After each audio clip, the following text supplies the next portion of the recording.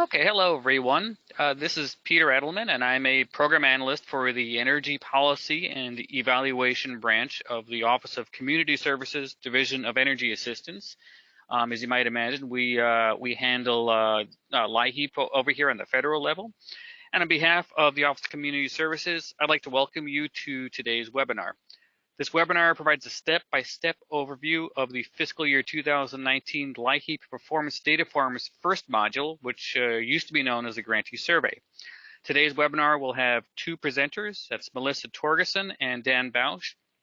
Melissa Torgerson joins us as a subcontractor to Apprise, and Dan Bausch is a staff member of Apprise. Today's webinar will have three purposes. First, it will introduce to you the Grantee Survey, which state grantees and the District of Columbia are required to complete each year as part of federal LIHEAP reporting requirements. Second, the webinar will provide an in-depth overview of the Grantee Survey, reviewing each item and the steps to report your data accurately according to the instructions. And finally, the webinar will highlight key points that will help you avoid common reporting problems. We tailored this webinar to all LIHEAP coordinators, staff, and contractors, including those who are new to the Grantee Survey and those also who would like to understand all of the instructions, even including those who are not necessarily new to the Grantee Survey. As far as the due date for the Grantee Survey, for 2019, that's part of the LIHEAP Performance Data Form, and we plan to publish an action transmittal soon, showing when that due date will be, and also showing the written instructions for how to complete the form. We hope that this training webinar is valuable, and we thank you for your time. With that, I introduce to you Melissa Torgerson. Hello, good morning or afternoon, depending on where you're at. This is the first of 4 webinars on completing the performance data form. As Peter mentioned, this covers the first section of the performance data form, as does our next webinar, which is on December 13th, or December 17th. And that will go over step-by-step instructions to modules 2 and 3. Actually, those are performance measures on December 17th. And then 3 and 4 are reminders.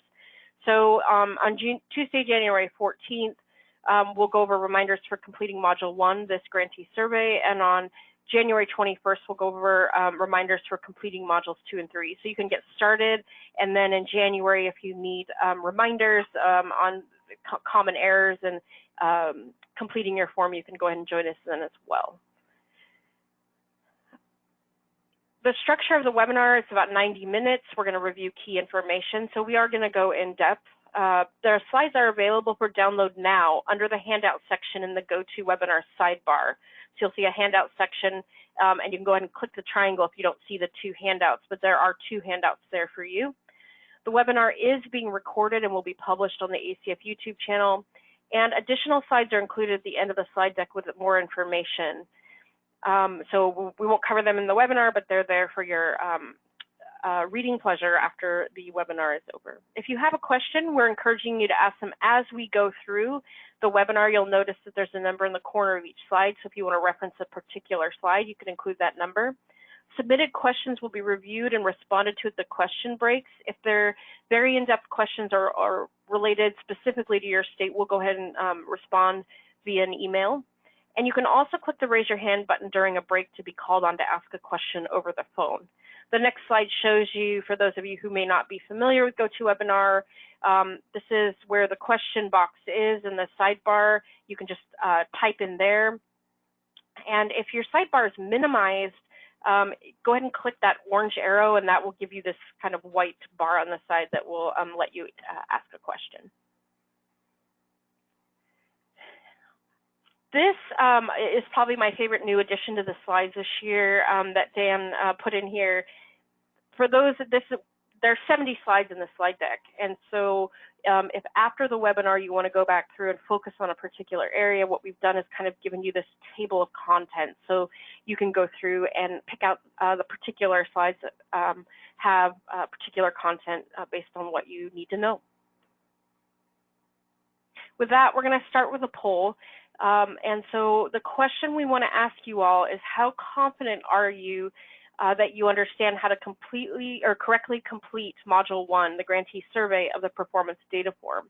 Are you very confident, somewhat confident, not too confident, or not at all confident? So if you could take a couple seconds, and Jorge will tabulate those and give us the results.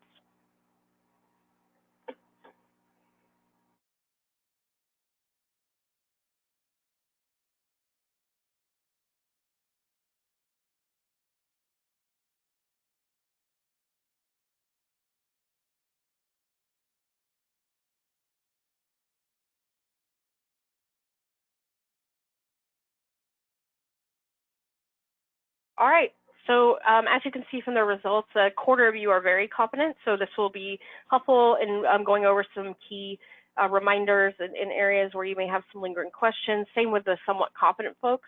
For those of you who are not too confident or not at all confident, this will be a good introduction, and just keep in mind that if you still have questions after the webinar, we are happy to talk with you one-on-one.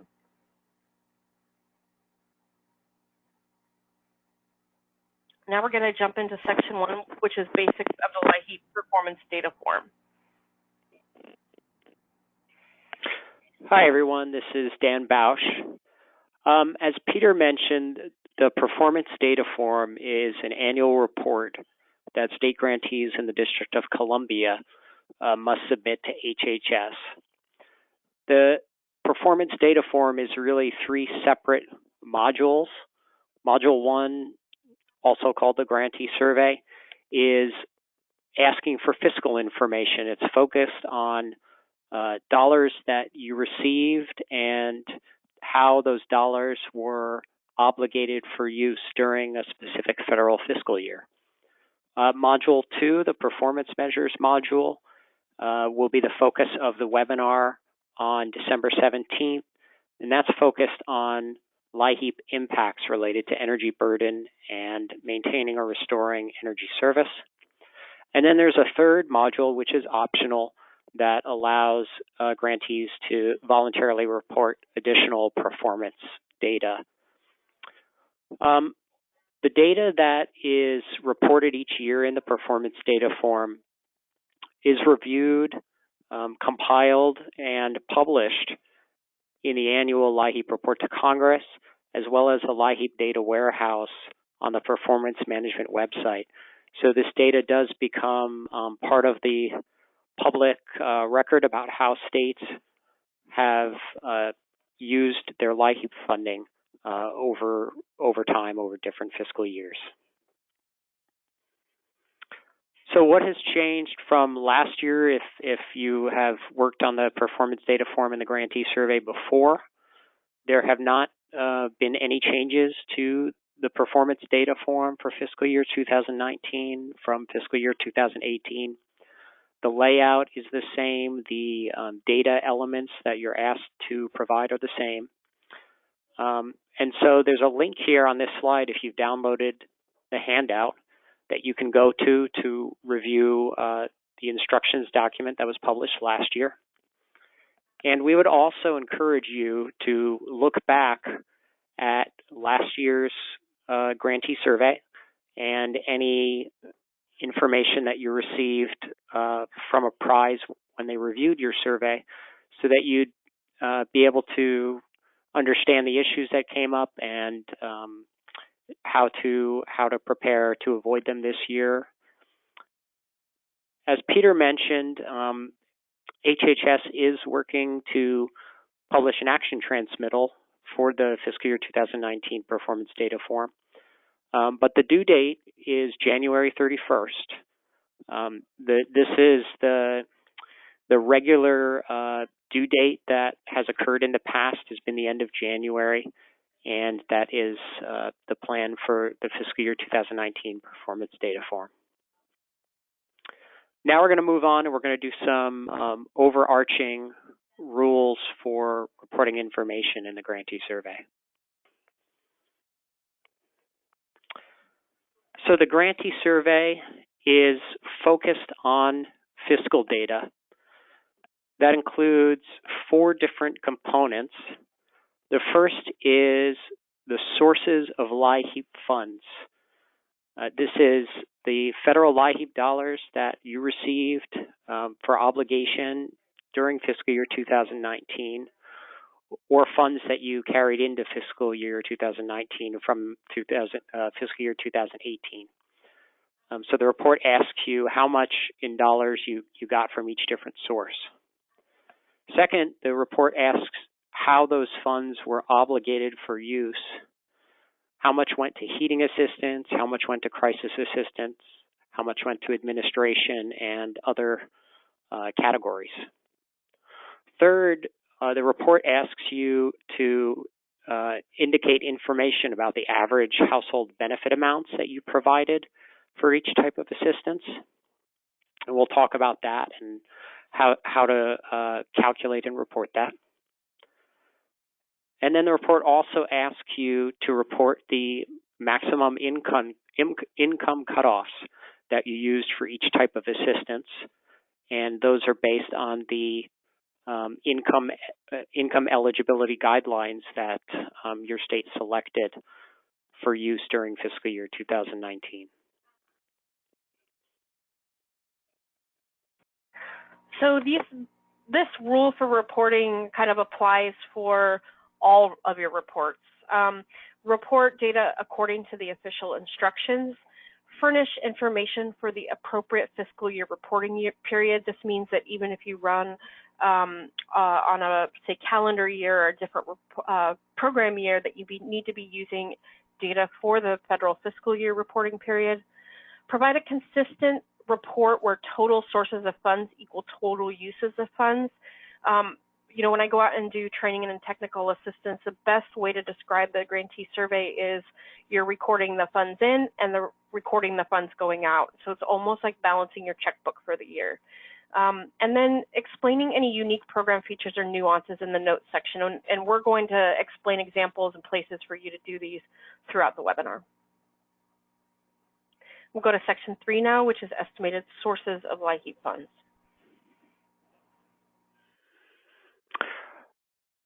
So section 3, as I stated earlier, is focused on the funds that were available for obligation and where those funds came from, what their source was. So it's asking you to report the sources of LIHEAP funding available to your state in fiscal year 2019. This includes all federal funds that were designated for LIHEAP that came from HHS, net of any set-asides that went to Indian tribes or tribal organizations. This also would include, additionally, from funds you receive from HHS, any prior year unobligated funds that were carried over and obligated in fiscal year 2019. That's commonly called carryover funds, and we're going to be talking more about that later on in the slide deck. When you're thinking about sources of funds, many states operate other energy assistance programs. You may have a state program. Your department may operate other programs besides LIHEAP. And it's important that your sources of funds does not include funding related to those other programs or funding that came from other sources.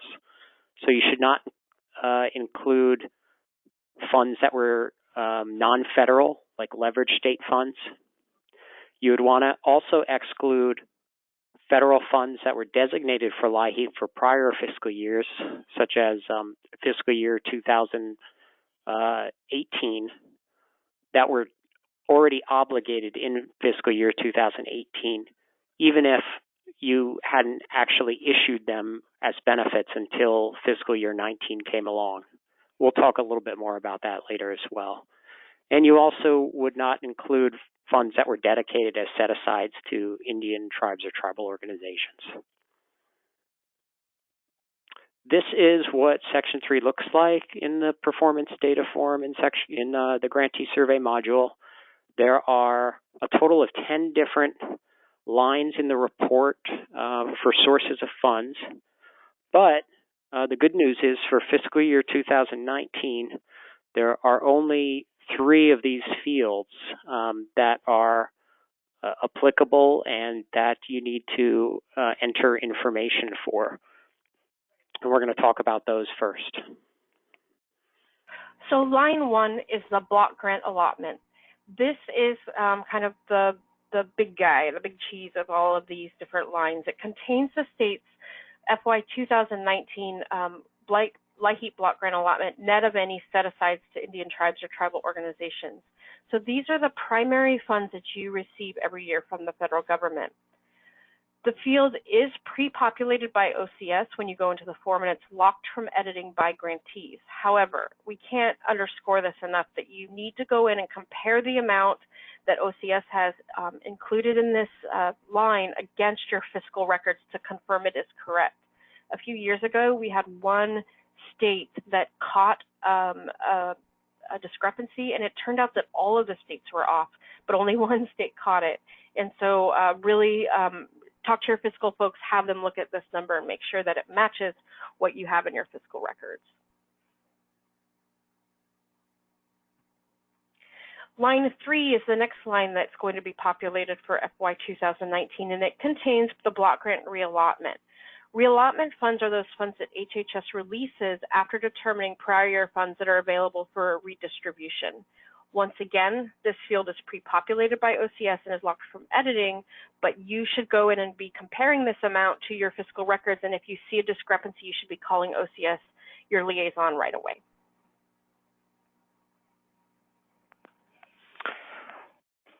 Line 6 is funds carried over from the previous year. So this is the carryover funds that I was just speaking about.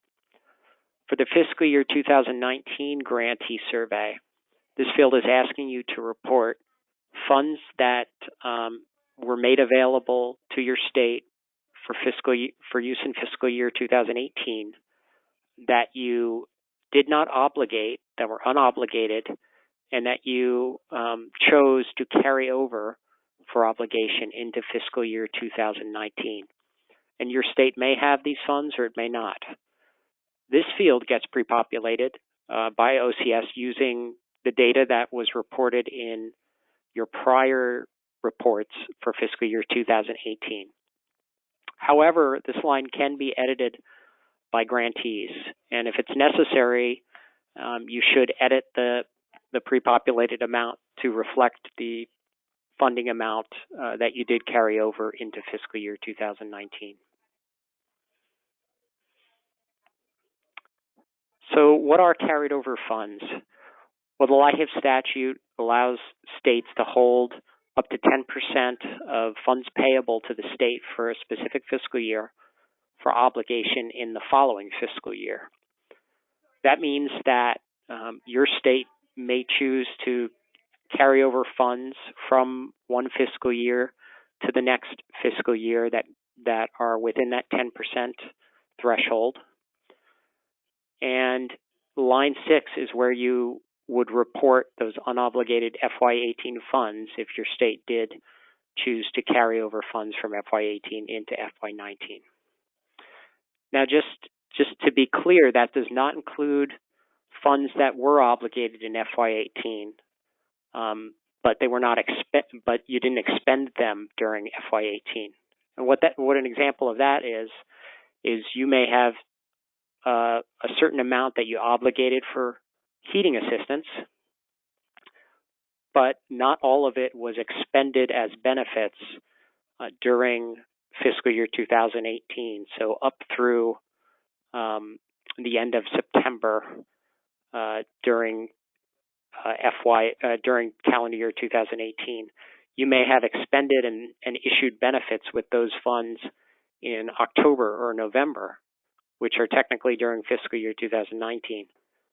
Since those were obligated during FY18 and set aside for that use, they would not be reported here. This is just funds that were unobligated. We're going to talk more about that as well. One other note, if you go back, Jorge, is line 6 should not include any funds that were above that 10% threshold and had to be returned to the federal government. It can only be the funds that were within that 10% threshold and were carried over. And there's more information on carryover in the later slides that we're we're going to reach later on in the webinar. So this field does connect to other reports. In the reports that you submitted for fiscal year 2018, you were asked to report the amount of funds that you were going to carry over into fiscal year 2019. You report that in the Grantee Survey for fiscal year 2018 and in the carryover and reallotment report for fiscal year 2018. So the prior amount that you report is used to pre-populate this field, but you may update it. And if you do, the OLD system has warning messages and validation checks that are conducted, and those are meant to help you complete your report and to alert you to any potential issues. So if you edit this amount and it's different, the OLD system will alert you that your carryover amount in this report is different from the ones you put in the FY18 reports. And if you confirm that the amount you've put in this report is correct, then you can include a note mentioning that and can move forward. You do not need to go back and revise your prior year submitted reports for this field if there's been a change that you want to report. So as Dan said, it can be good news for reporting, not necessarily good news for money, but there are a lot of fields in the sources of funds section 3, that are 0. That includes line 2, emergency contingency, line 4, line 7, which you will need to enter 0 into, lines 8, 9, and 10, which will all be pre-populated as 0. And if you have questions about any of these, you're welcome to reach out and talk to us.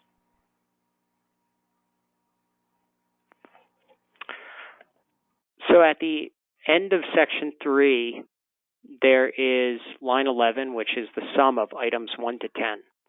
When you're in the OLDC system and you've entered your information for the Grantee Survey, when you go to validate your report, the report will add up line 1, line 2, line 3, all the way up to line 10, and tell you the total amount of sources of funds for fiscal year 2019.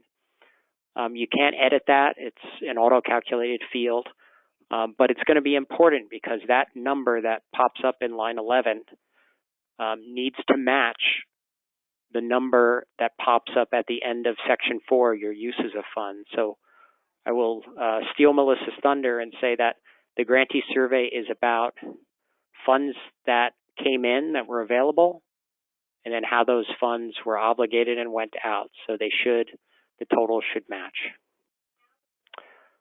We're going to take a break here and open up for questions.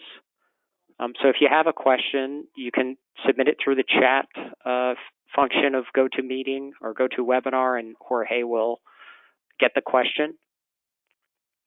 So if you have questions now or throughout the webinar, we'll have other breaks. Any questions, Jorge?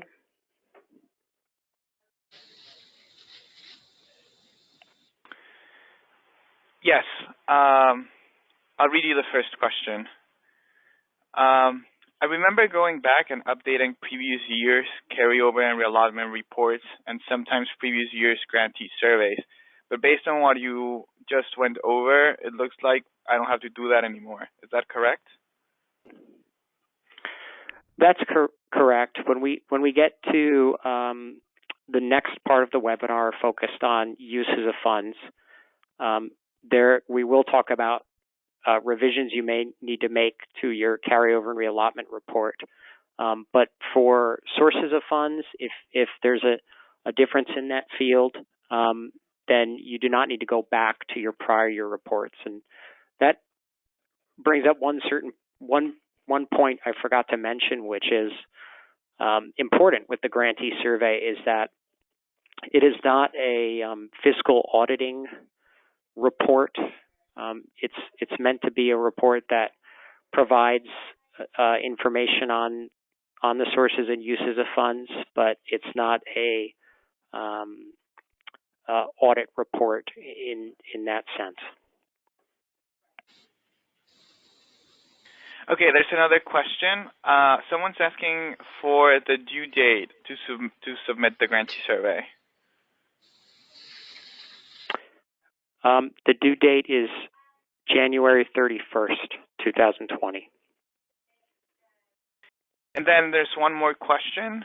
I'll read it to you. We issue benefits in October and November using prior year funds. Are you saying those funds are excluded from sources? If I understand correctly the question, yes, it's very possible you may have funds that you received in fiscal year 2018 that you obligated, but the benefit is not issued or doesn't show up in the system as issued until FY19 has started.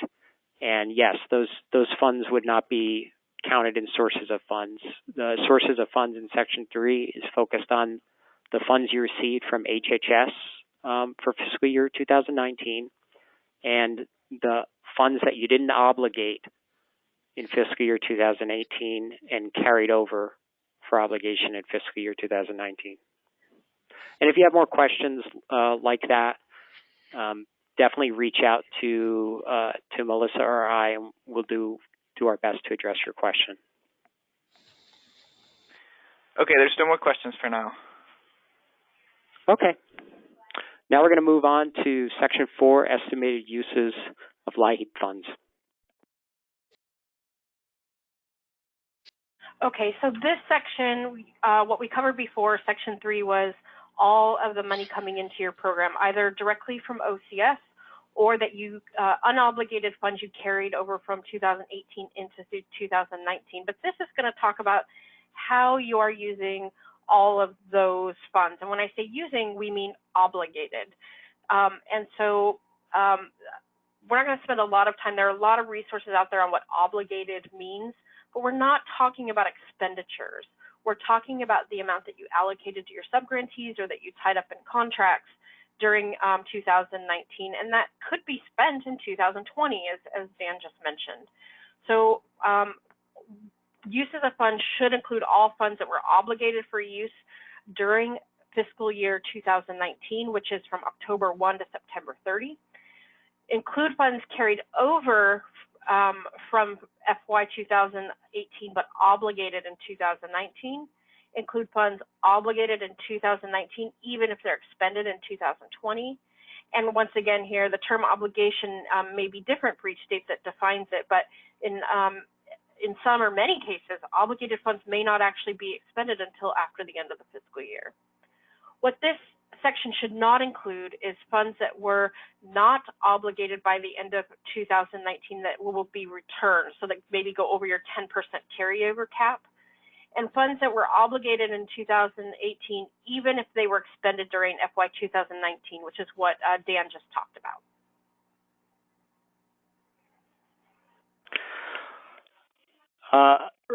In November, we presented 2 webinars on the fiscal year 2019 household report. Those are also available on the LIHEAP ACF training page if you missed them. With the household report, the Grantee Survey, and the performance measures report, there are data elements and pieces that connect to one another. For the Grantee Survey, you're being asked to report in Section 4 the amount of funds, the average benefits, and, of each different type of assistance that you provided during fiscal year 2019. So those should line up with your household report and what is reported for each type of assistance.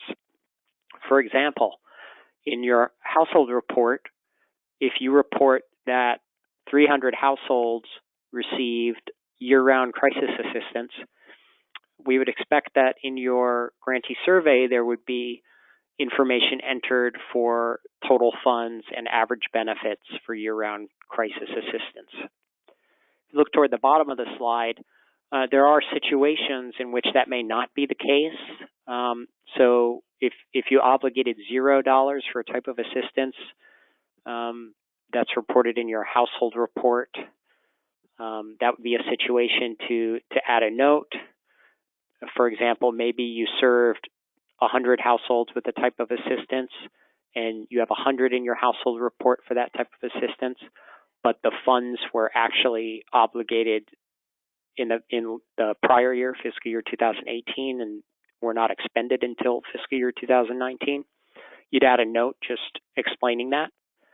A second example is if you obligated funds for assistance, let's say for weatherization assistance, but those funds were not expended and used to actually weatherize households during fiscal year 2019, then your household report would have 0 for weatherization assistance.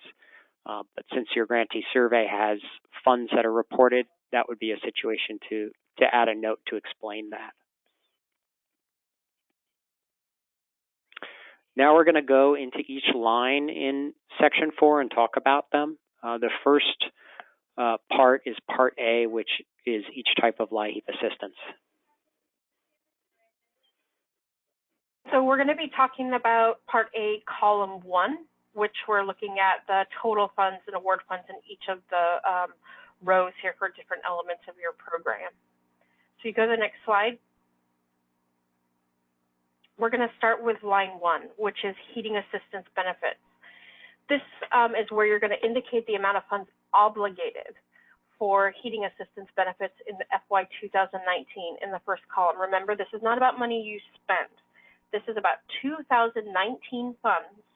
Those funds indicated in the Section 3, the previous section, that you dedicated or obligated to heating assistance benefits.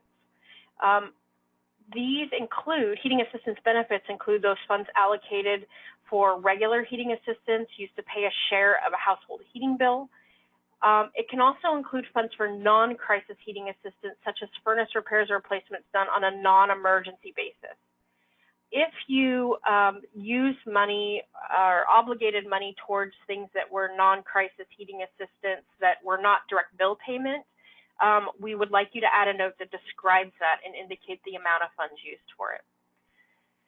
This line should not include administration costs associated with the heating assistance component. So some of you will grant or give your sub-grantees, allocate them a certain amount to spend in heating assistance and include a certain amount of admin to go with that.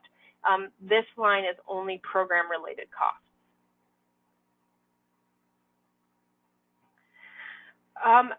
Just to clarify, some grantees do not have a separate crisis component in their programs, but do provide expedited heating assistance to households in crisis situations. And so when we talk about your crisis funds, you have 2 options for reporting obligated funds used for expedited heating assistance. You can report all the funding obligated to assist households with heating assistance, both regular and expedited, under the heating assistance line in row 1. Or you can report the funding obligated to assist households with regular heating assistance under heating assistance, and the funding obligated to assist households with expedited assistance under crisis assistance. If you do include it all in the heating assistance line, we would like you to add a note that just says some of this was used for expedited heating assistance.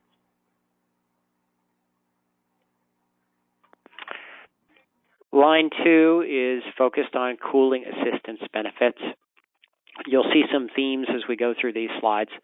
And we are just focusing right now on that first column, total awards and awarded funds, where you report the total amount that went to each specific type of assistance.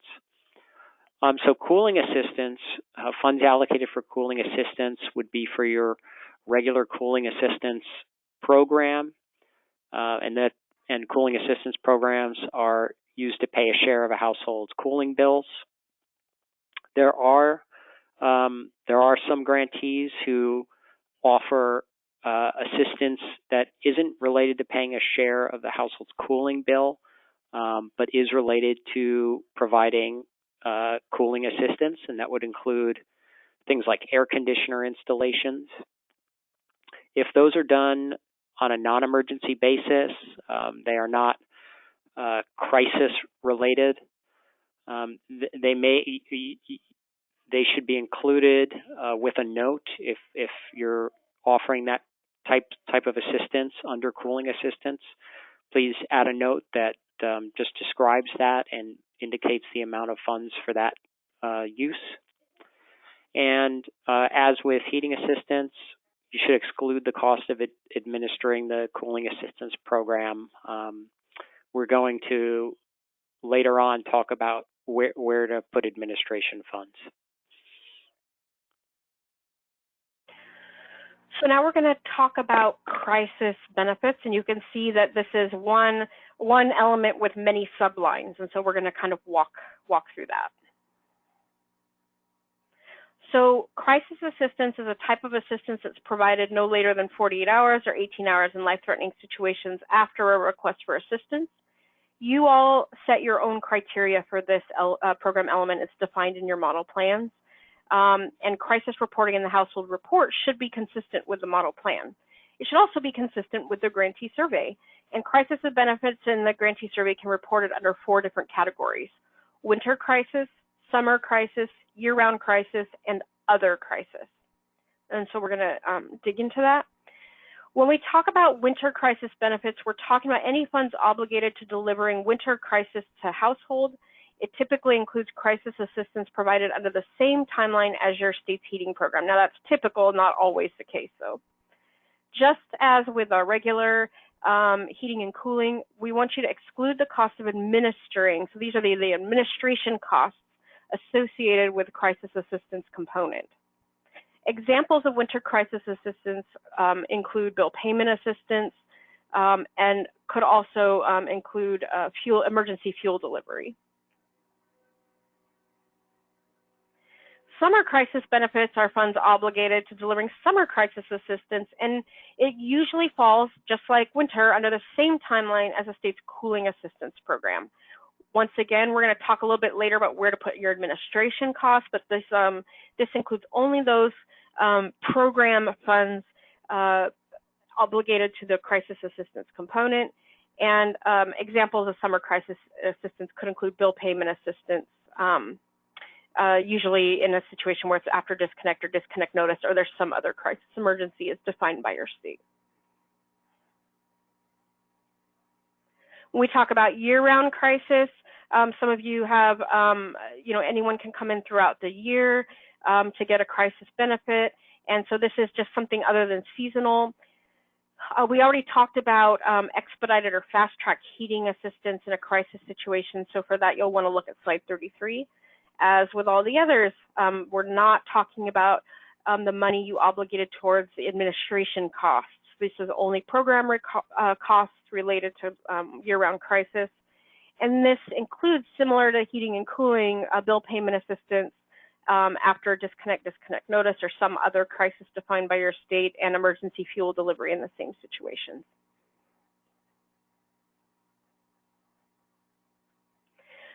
So what you'll notice is that when we get to other crisis benefits, there are lots of places for you to customize this. The first row on line D is not editable, so it's going to basically sum up everything you put in your specific other crisis components below. And so we want you to report any funding obligated to other crisis assistance rows, if this isn't confusing or anything, on rows 3D1, 3D2, and 3D3. We want you to include a name or brief description of the assistance. The biggest one we see, for example, is furnace emergency equipment repair and replacement. Report any funds obligated to delivering that assistance. And we do want you specifically, if you are going to report emergency furnace repair and replacement as one of your other crisis benefit types, that it deserves its own line. So don't clump it together with other aspects. Like some of you have, some of you give out fans, some of you give out blankets or shelter, or, all kinds of different things. We really want you to keep the emergency furnace repair and replacement on its own line, because we count it on its own line in all of your other forms.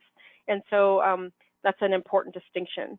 As always, any administration costs that you've obligated towards a delivery or towards these funds need to be put in its own section.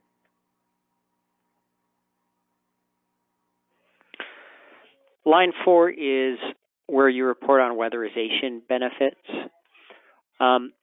This is focused on LIHEAP funds that were obligated for LIHEAP weatherization.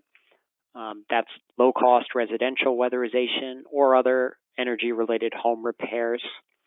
Some states offer this, other states do not. As with the other components we just talked about, you would exclude the cost of administering this component. And you should include any weatherization funds that are used for other non-crisis assistance and add a note that describes that assistance and indicates the funding amount. One thing we would like to stress is with weatherization funding, you may work with another agency that administers this component. You may also administer the National Weatherization Assistance Program. You want to be sure that in your grantee survey, you are only reporting the LIHEAP funding that was obligated for LIHEAP weatherization, and that you're not including funds from other sources like the Department of Energy. So a little bit more on weatherization assistance.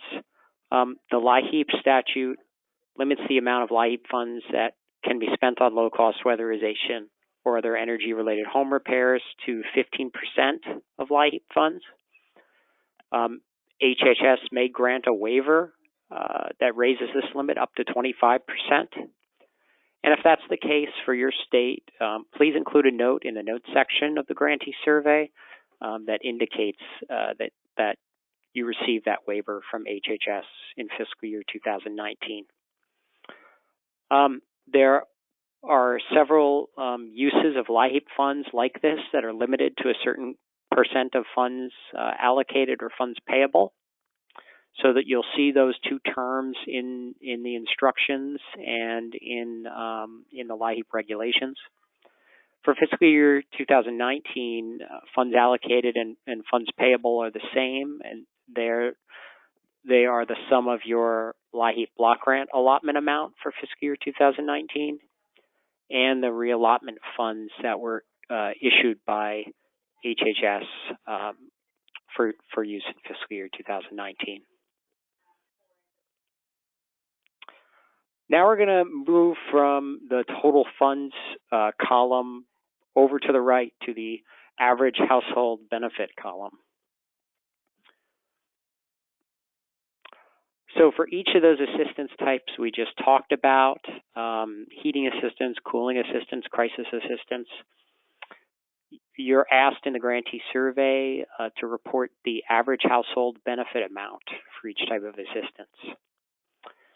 The average household benefit amount should take into account all types of benefits that you provided under that type of assistance during the entire fiscal year. So, for example, if you have a main type of bill payment assistance under heating assistance, but you also had a supplemental benefit that was issued under heating assistance, you would want to include both when you are calculating the average household benefit amount. Now, the average benefit amount is a calculated amount. It shouldn't be the specific benefit amount that you gave the most or the middle amount between your minimum and maximum. It should be calculated using your data reporting system. To do that, for each household, you want to identify the total amount they received for that type of assistance. If your program issues multiple benefits for a type of assistance, for example, if a household applies in October and then reapplies in January each time for heating assistance and is awarded a benefit, you want to sum those two benefits up to get their total heating benefit amount. When you've done that for all of your households, you would then calculate the average. So, for example, if you have 5,000 households that received heating assistance, you would add up the total benefit amount for those 5,000 households and divide it by 5,000 to get the average benefit amount for heating assistance. If you're a state that offers other types of assistance besides bill payment assistance in one of your categories, for example, you provide non-emergency air conditioning repairs under cooling assistance, please include a note that indicates that. And if you need any assistance with calculating the average benefit or confirming your approach, please reach out to us and we'll be happy to help you do that.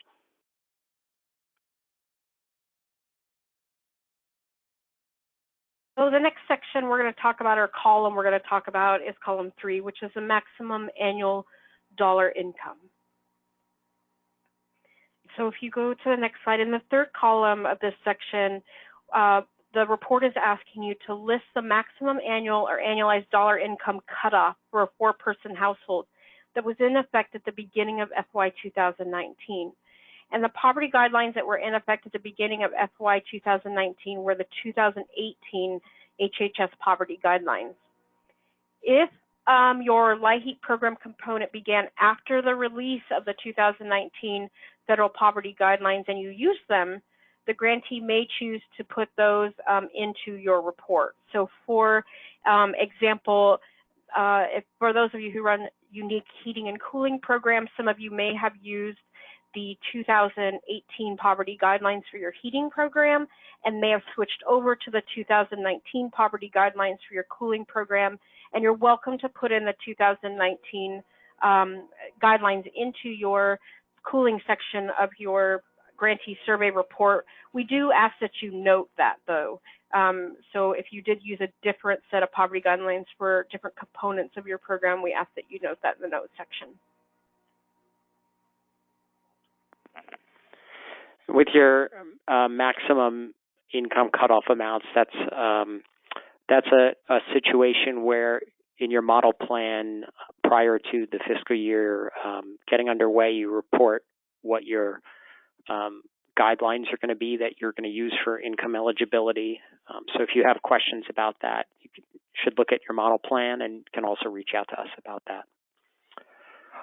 Line 5 is the average annual total LIHEAP benefit per household. And line 5 is actually an item that gets reported in the second module, module 2 of the performance data form. It is the average benefit amount calculated for households that you have collected bill information from your utilities and energy vendors, and that you're using to report the energy burden data in that module. So in line 5 of the Grantee Survey, you're reporting that same information in this module. So we'll focus more on that in the next webinar, but we wanted to note that here. Okay, we're going to pause again and take questions related to Section 4 of Module 1 or any of the other items that we went over.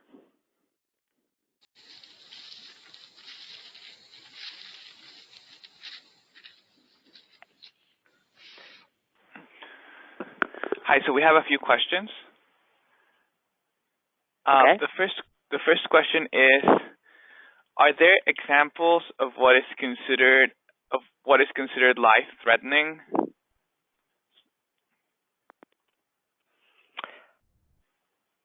Melissa, do you want to speak to that? Sure, sure. We can send some examples out. Every state uses a different definition, but you know what? We can get you some resources. I would also look online on the Clearinghouse or the LIHEAP Virtual Library at other state examples of, it'll be in their manual or in their state plan of specifically how they define life-threatening or crisis. Okay, another question is, My understanding is that the household report asks about the number of people served, and the Grantee survey looks at the amount obligated. But my weatherization numbers can look inflated because the amount that I obligated is large, but the number I actually served that year is low. Is that okay? Yes, yeah, because it is a report focused on the funds, and the household report is focused on the household served. During a specific fiscal year period, there can be situations like that. And we haven't gotten there yet, but there is a question in the Grantee survey related to that you would mark yes to, and that would help to alert OCS and alert a prize when we review it that there's a situation like that. That does occur. And if you have a situation where you're seeing a disparity and you're not sure of what the cause is, you can also reach out to us to try to help diagnose it. Okay, there's another question that says, last year we issued supplemental benefits at the end of the year because we had funds available. Where do I report those? If they go in the main heating line, do I include them in the average benefits too? That's a good question. There are situations where a grantee may have funds available towards the end of a fiscal year and may issue supplemental benefits where they issue an additional benefit amount to households that received a benefit earlier in the year. And for example, if you issued heating benefits and then later issued supplemental heating benefits, you would want to count those funds under as being obligated to heating assistance. So they would be in that total funds column. And you would want to include them in that calculation of average benefits since it gives a more accurate reflection of the average full benefit amount households received under heating assistance. And one last question is, do I have to report the funding that I did not actually spend during the fiscal year?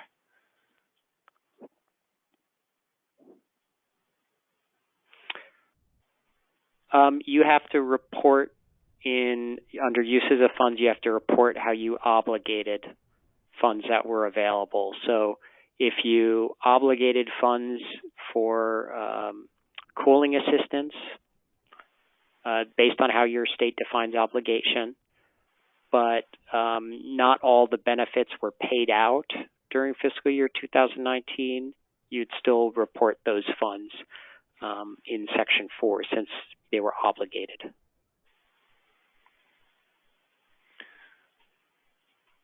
Okay, thanks. There are no other questions right now. Okay, well, we will move on to Part B, which is other permitted uses of LIHEAP funds. Okay, so line 6 is about nominal payments, and we have some new directors who've been asking about what this exactly means. Nominal payments are those benefit payments that deviate from the state's regular payment matrix because a household received only a minimal benefit as part of the partnership with a Supplemental Nutrition Assistance Program, SNAP. And so some people call this heat need or cool need or a number of things. Only the few states that have this separate LIHEAP payment amount for SNAP recipient households need to report on this. And so if you're unsure if you fit in that, go ahead and give us a call and we'll help you figure that out. But most states, only a handful of states actually do this.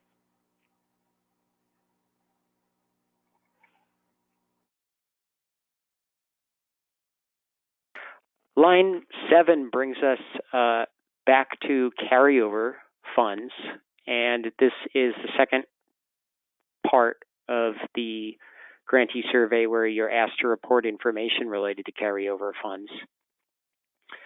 As a reminder, these are funds that that grantees can choose to hold available up to 10% of funds payable for obligation in the following fiscal year rather than during the fiscal year that they were issued.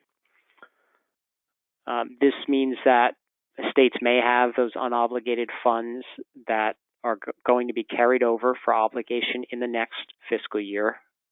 So for fiscal year 19, this would be funds that you're carrying over to fiscal year 2020. And you're allowed to carry over up to 10% of funds payable.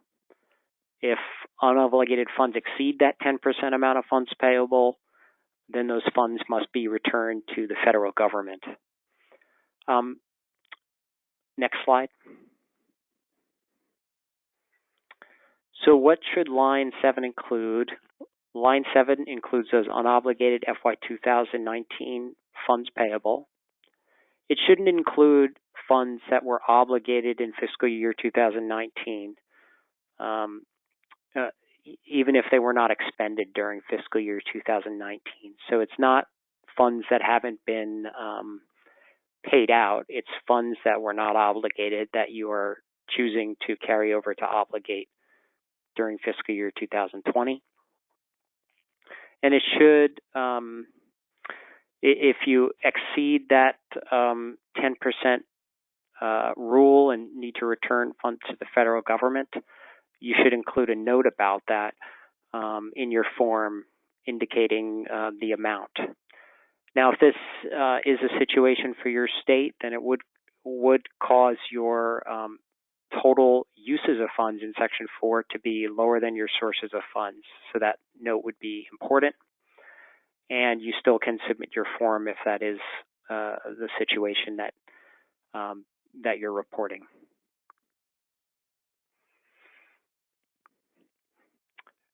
As with the earlier carryover amount, we went over under the sources of funds.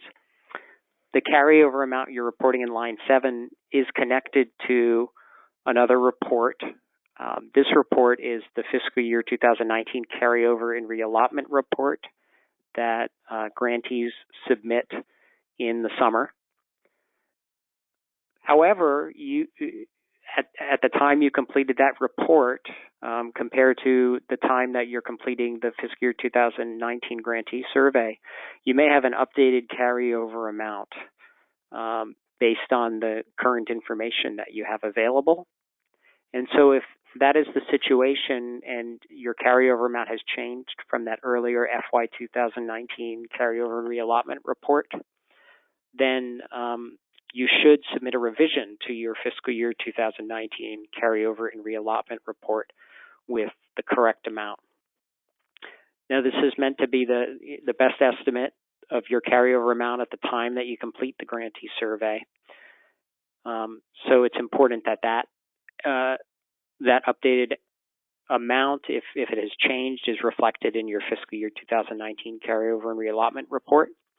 And we included a slide at the end of the slide deck that we're not going to review now, but you can find in the handout, slide 82, that goes through the steps for submitting a revision if you're new to OLDC in that process. So as you're completing line 7, look at your fiscal year 2019 carryover and reallotment report and compare those carryover amounts. And just to add to that, at the end of December, you all have the federal financial report that's due, and so that should give you your kind of finalized total in terms of carryover. And so I would always recommend that, once you get that done, that should give you a pretty good number to put in a revised carryover amount. So line 11 is funds used for identification, development, and demonstration of leverage incentive activities. And the statute limits this amount to the greater 0.08% of funds payable. This is your allocation, or $35,000. And as Dan mentioned, the funds payable definition is on slide 52. And so we have some states that use that and some states that don't. If you have questions about whether or not you have used that, or if you're interested in maybe using that in the future, go ahead and give your liaison a call or us a call. We'll walk you through that. Line 12 is about Assurance 16. So this is any 2019 LIHEAP funds obligated to carry out Assurance 16 activities. Not all of you do this, but many of you do. These include services that encourage and enable households to reduce their home energy needs and the need for energy assistance, and they're very diverse across the country. But examples include needs assessments, counseling, assistance with energy vendors, incentive payments. There are a lot of different things that fall under this category. The LIHEAP statute limits this amount to 5% of funds payable, and as we mentioned before, the definition of funds payable is on slide 52.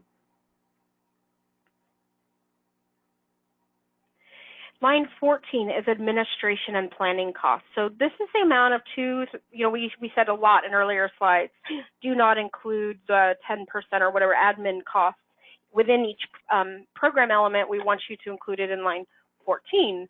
This is the amount of 2019 funds obligated for administration and planning. This is a 10% cap, and it should include all state and local administration and planning costs. And that's both direct administration and indirect administration costs for the program.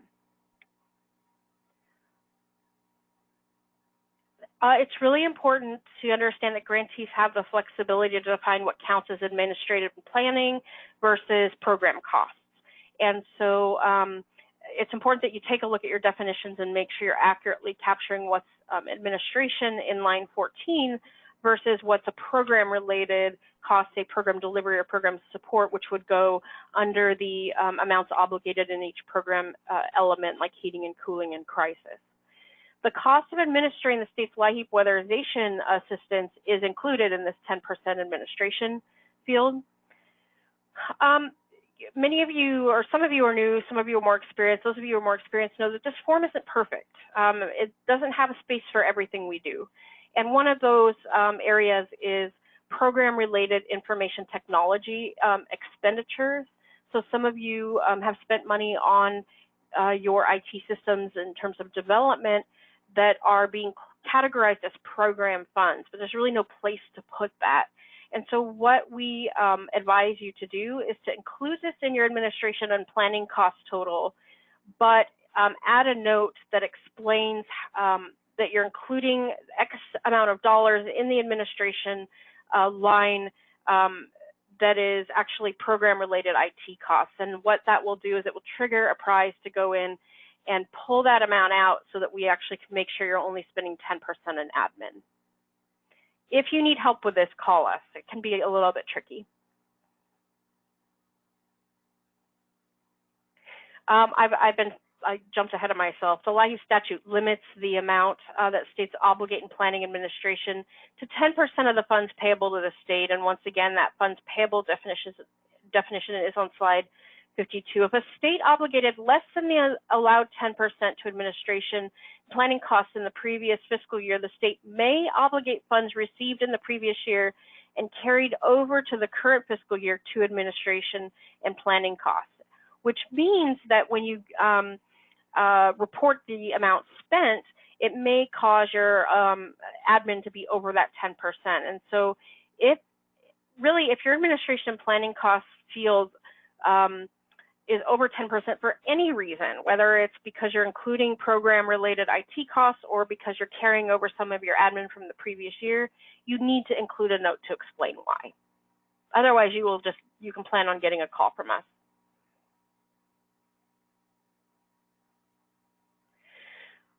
For 2019, the following fields should be 0 for all states. They're not going to be pre-populated, so you will need to enter a 0. So this is important. If you're following along on the slides, you might want to star this one.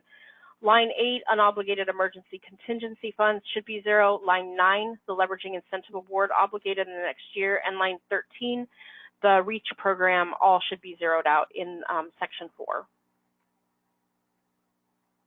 I'm going to jump to part C, estimated total uses of funds.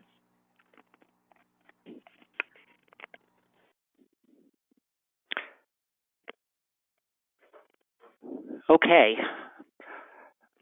If you remember back to the end of the sources of uses section, when you go to validate your form in the OLDC system, it adds up those lines to tell you the total amount you've reported for sources of funds. And the same thing that happens in section 4 for your estimated uses of funds. Line 15 adds up all of the total funding amounts you reported for heating, cooling, crisis, administration, assurance 16, etc., and gives you that total amount. You can't edit that, it's locked, it automatically does it for you. And this is a really key concept with the Grantee Survey, is that estimated total uses of funds should equal the estimated total sources of funds. So when you go in to fill out the Grantee Survey, or you get reports from your fiscal staff and you see a discrepancy between those, that's an indicator that something is missing, or something needs to be investigated further to try to understand what is causing the discrepancy. Now, the only exception to this, if they're not equal, is that situation where you had funds that were unobligated in excess of the 10% carryover limit amount. And you can go back and see slide 51 for more about that. But again, if that is a situation, you can include a note with information. And if you're having any trouble with matching your total sources to your total uses, we can provide assistance to try to help you to identify the issue.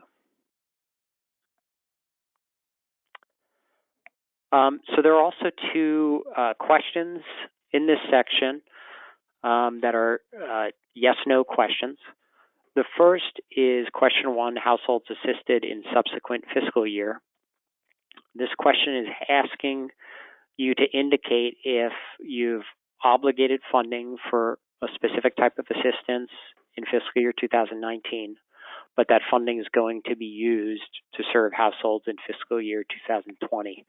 So the one question we had earlier about weatherization, that could be a situation where funds were obligated, but the weatherization activity is not going to occur until fiscal year 2020. Then you'd select yes to this question, and you would include a note in the notes section explaining why you picked yes. Question 2 is estimated household benefits.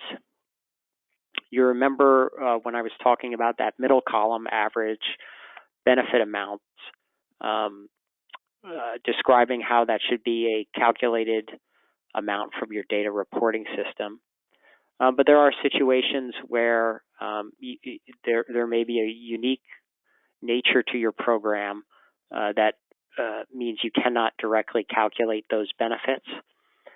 And if that is the situation, where you're providing maybe various types of assistance, not all payment-related assistance to help with energy bills, but in-kind assistance, for example, you'd select yes to this box and add a note at the end of the notes section to explain it. So one of the themes hopefully you're picking up on through the webinar is that notes are very helpful, not only in providing HHS with information when they're reviewing the form, but also for when this information is published in the report to Congress, so that people can accurately understand your program and how it was administered.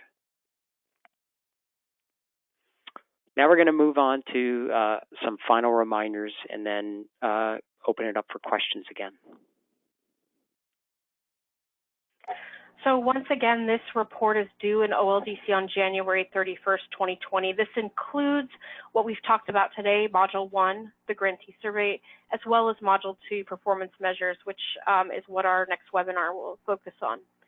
There are no changes to the FY 2019 Performance Data Form. The requirements remain the same as those for last year's form, and you can access the instructions here on this link. Remember that the performance data form must be entered, saved, certified, and submitted in OLDC, which can be a time-consuming process. So make sure you leave yourself enough time. And if for some reason you're not going to, you think you're not going to be able to get this done in time, be sure to request an extension in advance from your OCS liaison. This is a really cool kind of set of resources that you can access, or your IT people, whoever's putting this report together can access. The check before you submit document is attached as a handout. You can also, there is a link on the performance management website. And this just lets you kind of go through and see some of the validations that a prize is going to be using when they check your document to make sure that you've got everything right. The 2018 poverty guidelines that were in effect at the start of FFY 2019, those are helpful in section 4, column 3. Past year's grantee survey data, those of you who might be new and want to take a look at your past year's data to make sure that you don't have any wildly different numbers, that's particularly helpful. And this is one of my favorite tools, this idea of carryover and reallotment. It's on the clearinghouse, and for those of you who are struggling with this concept of carryover, reallotment, obligations, and expenditures, this is a really useful tool, and I encourage you to get on and take a look at it. Of course, we're all here to help. The liaisons are your first line of defense, offense. They're the first person you should reach out to, especially if you need extensions or have questions about particular program elements. If you're having issues in OLDC, you'll want to reach out to the help desk. And if you're not getting a response from them, or you're not sure if they're the right people to call, you can call a prize or your liaison, and we'll make sure to get you where you need to go. And then any of us on the prize team, and there's several of us, so you can call us and we'll get you, if we can't answer your question directly, we'll get you hooked up with someone that can.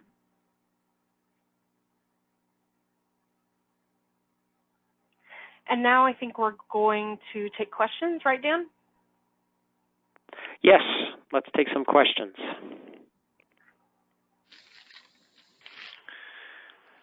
Okay, so we have some questions here. The first one, I'm going to read it to you. It's our state uses program services funds for outreach as it is not administrative or Assurance 16 costs. Why isn't there a program services line? Where do we report program services costs?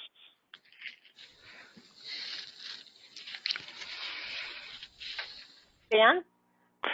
Well, as Melissa said, yes, there's the form has specific lines in place. It does not have every possible line we can think of for reporting different things. Outreach is one area where there's flexibility with grantees in terms of how they're defining that and where to place it. So grantees, some grantees include that under administration, but others include it under each assistance type. So outreach for a specific type of assistance would be included in the total funds in that line.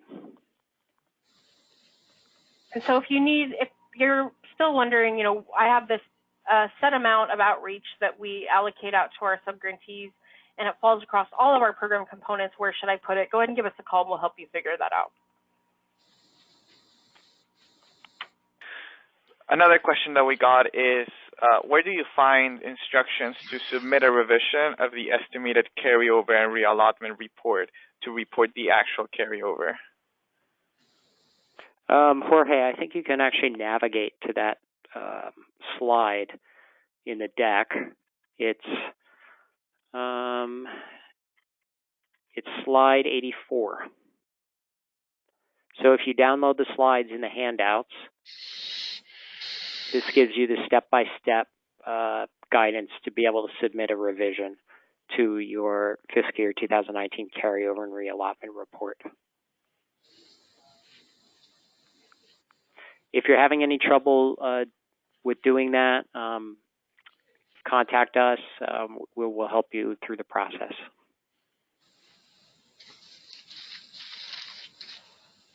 Another question we got is, can you clarify what counts as administration? For example, would outreach or basic things to operate a component count? So I'll take it first, and then Dane, you can jump in. So this is defined by your state. The administration, what you categorize as administration versus what you categorize as program costs associated with delivering the program. And so there is an issue brief on the clearinghouse about different ways that states categorize administration and program-related costs, but that really is up to you. And as Dan mentioned, you know, all administration should go in the administration box, but where you put some of those other pieces is going to differ based on how you count it. Yes. So for the grantee survey, how you've identified and defined administration costs, those funds should be reported in the administration line. If you have questions about your state-specific policy or definition, I'd encourage you to reach out to your liaison about that. Another question is, can you talk more about how the grantee survey is checked after it is submitted? Yes. I mentioned earlier it's not intended to be an auditing report. It's intended to be a report where you use your best information from your system to report on your sources and uses of funds. The checks are in place to help you confirm the reliability of your data and to make it easier for you to complete the report. So initially, when you are in OLDC, there are built-in validation checks that occur, and there's two types. There are warnings and there are errors. Warnings appear to alert you where there's a potential issue or inconsistency. They're not meant to scare you or anything like that. They're just meant to tell you, hey, this may be something to look at. Error messages are when there is an issue that has to be resolved before you can submit the report. So, for example, you forgot to fill in a certain field that has to have a value, and those, when they pop up, you need to look into and address. So with either of those, if you have one and you're not sure why it's appearing, I would reach out to us to ask, and we can help to figure it out. Those validation checks include things like comparing the funding amount that you reported to what you had in the prior year, and seeing if it's within a reasonable range of what you reported last year. So if for example, your heating assistance amount is 50 times higher than it was last year, then you would receive an alert telling you about that. Once you've submitted your report, we do also check your report and run some additional checks, and those include comparing your report to the model plan, for example, on the maximum annual dollar income amount, and making sure if you say in your model plan that we used 150% of poverty, that the income amount you reported in the grantee survey is consistent with that. And we'll also check over your carryover amounts and look at the average benefit amounts. So there are different kinds of checks that occur, and oftentimes an explanation or a note will address what those checks find. And we have one more question. I'm getting an error that my sources don't equal my uses. Where can I go to try to troubleshoot this?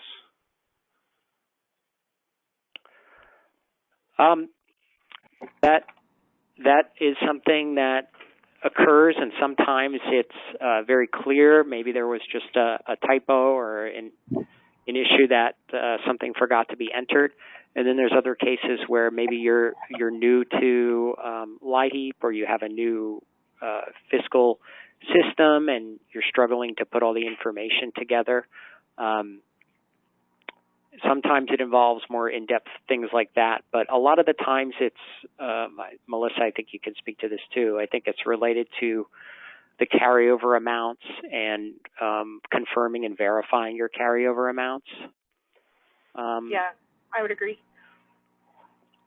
One tool that we talked about briefly, but I really encourage you to look at is that check before you submit document that's a handout here. Jorge, are you able to open that? Yes. Okay, yeah, why don't you bring that up? So this is a document that asks a series of questions, checks you can do in advance of submitting your report. So the general idea is if you can answer yes to all these questions, then you're ready to enter and submit your report. So you can see at the top there's general questions about some of the reporting concepts we went over. And then as you go further down in the document, there are parts for specific sections, and this could be helpful in trying to diagnose any issues like that. Another place that we encourage people to look first if you're having a problem is to also look back at last year's report and to see if there are any large differences from last year's report that that you don't have a easy explanation for, where there wasn't a change, a program change that would account for it. That's an easy way to kind of pick out an issue right away. Do you have any other suggestions, Melissa? No, I would, since so many issues have to do with the carryover and reallotment, once again, that carryover and reallotment tool, understanding obligations and expenditures, is really valuable. So I'd recommend you go to the clearinghouse and take a look at that, especially if you're a newer coordinator. And then, you know, we say this in every webinar, and it's worth repeating that, you know, if you're really struggling with one thing, don't spend a lot of time on it. Just give us a call. It's not worth kind of going in circles trying to figure it out yourself. Just call it and we'll help you walk you through it. We're happy to do that.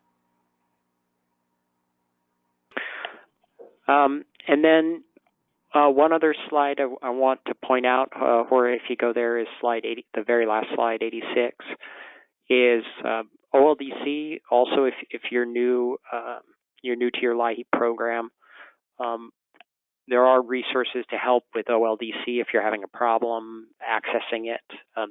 There's the link to the Grant Solutions portal where you access it. Once you're logged in, you would want to click OLDC in the top taskbar to access it. And if you need any assistance, they have a help desk that can help with that, and we can also help you with certain issues that you might be having. And I also want, Jorge, if you can go to the slide toward the beginning on the next webinars. We have the next webinar on December 17th on modules 2 and 3 of the performance data form. That webinar is going to be similar to this webinar. It's going to be detailed line by line and talk about each concept in the report and how to calculate those statistics. So we encourage you and any other program staff that are going to be working on the performance measures to attend.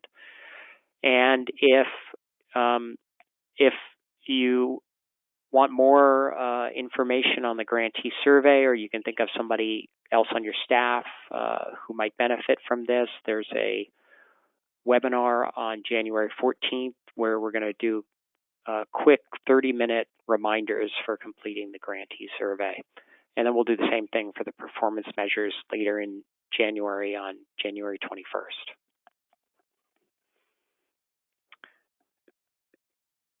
Okay, we don't have any more questions, so we can continue.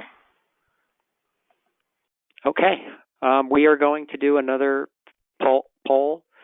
Same question, how confident are you now in your ability to correctly complete Module 1, the Grantee Survey of the Performance Data Form?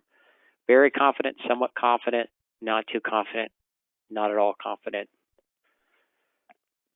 The reason that we do these polls is it's helpful for us to know how the webinars are working, and we encourage you, if you have comments or feedback or questions, to contact us so we can make the webinars as useful as possible for the future.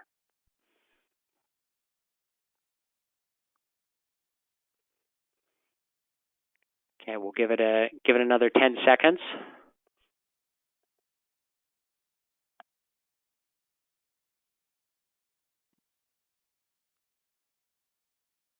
Okay. So it seems like some people moved up, but we'll keep working. If you're facing any challenges, again, reach out to us. Anything else, Melissa? No, that's all for me. Thanks so much for joining us. Thank you for your time, and we hope you have a great rest of your day.